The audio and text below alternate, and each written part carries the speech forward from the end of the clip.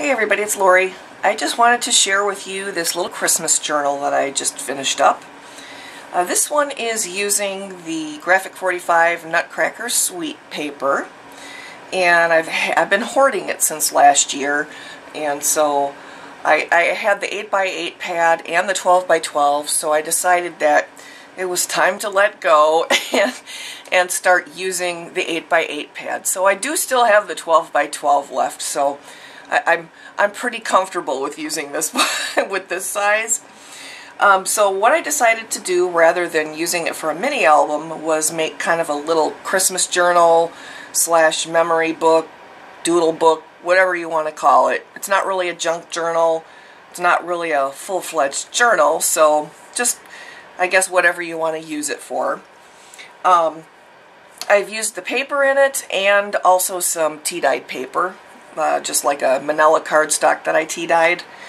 And so on the cover here, I just used that really pretty sheet that everybody is familiar with, and used it on the cover and just cut it down to size. And then unfortunately I had to cut out the little Nutcracker guy that was over here.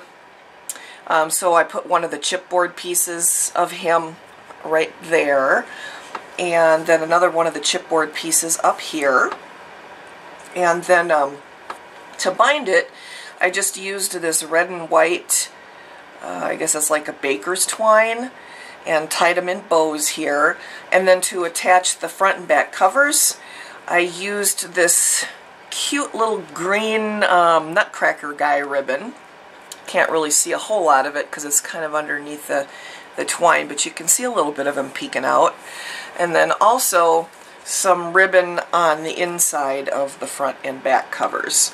And then for the closure, I just used some organza ribbon and set a couple of We Are Memory Keepers eyelets and just knotted the ribbon on the inside, and am using it to just tie in a bow.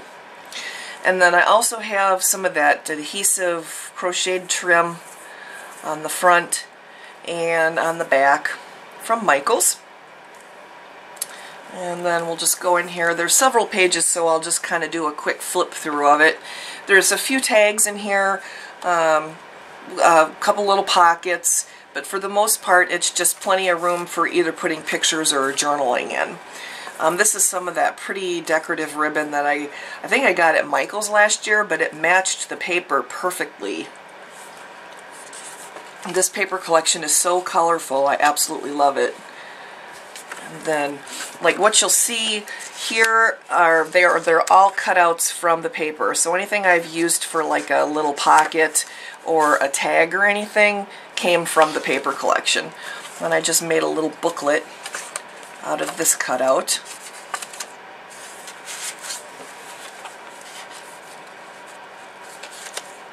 And then I've also actually got, I tried to do some stenciling with some doilies. So what I did was I laid it down on the tea-dyed paper and then just sprayed over the top of it to get kind of a pattern on there. Some of them worked really well and some of them didn't, but I left it because I thought it was really pretty anyway. And then the doilies that I used for the stencil, I stuck inside the book. Here's one that turned out pretty good. Another little cutout from the paper.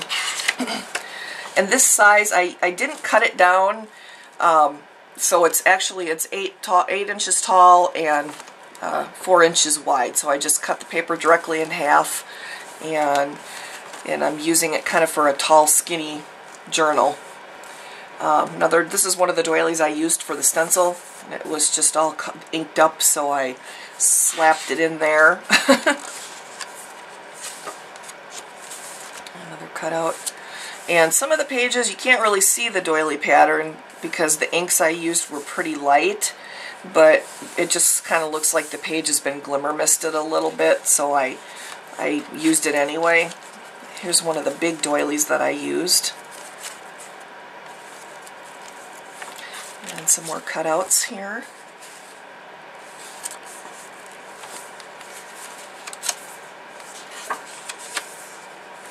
This paper is so pretty.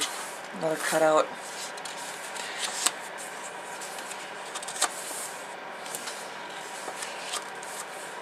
Cut it down here.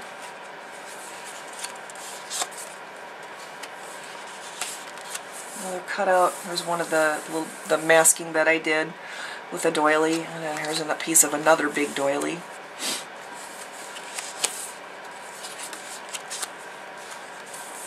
I like the color combination here with the greens and the reds. I like the way that turned out. Probably can't see it very well on video. Another cutout. And here's another little pocket. And I made a little booklet out of this cutout.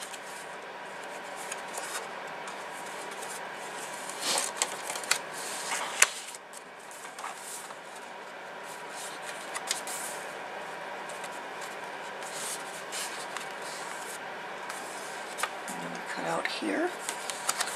And this one I used the full sheet of paper in the middle here so you could actually see the whole thing.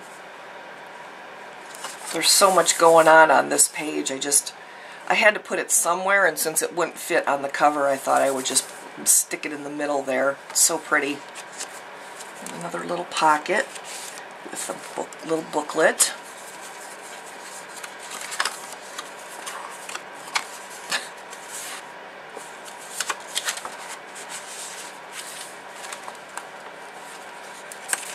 Some more doilies, more doily stencils, I should say. Another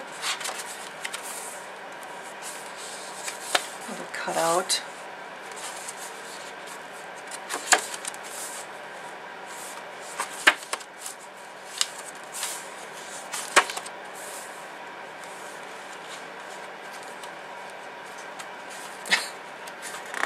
All right.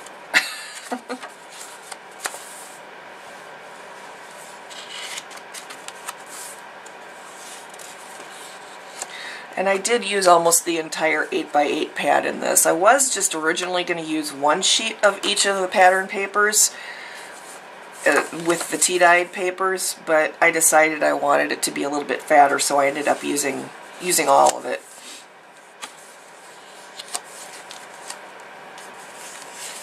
Another little booklet.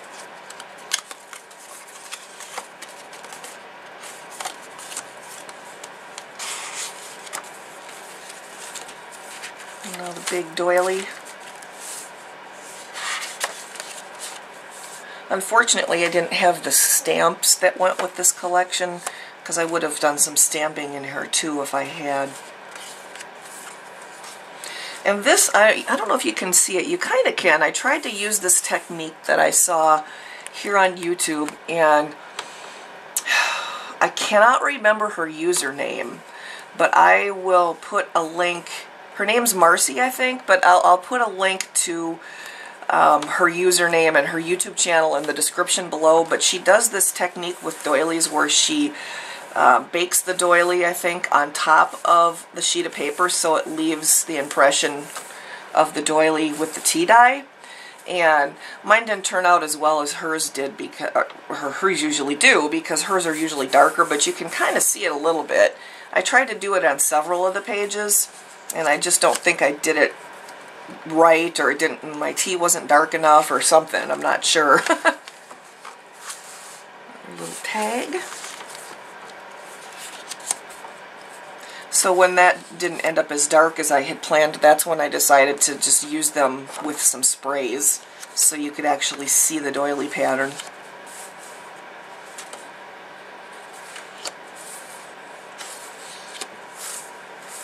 You can see the impression on this a little bit here on this one, a couple of different sizes of doilies.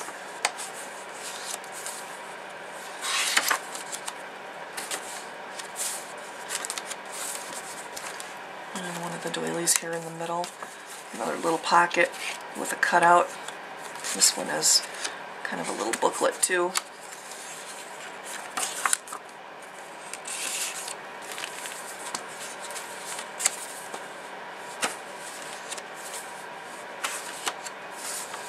And I've got the heater running down here today, so if you hear some background noise, that's where it's coming from.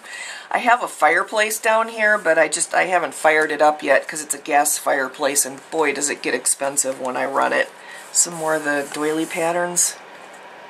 So I wait usually till about January when it's really brutally cold outside. A couple more stamps from the cutout.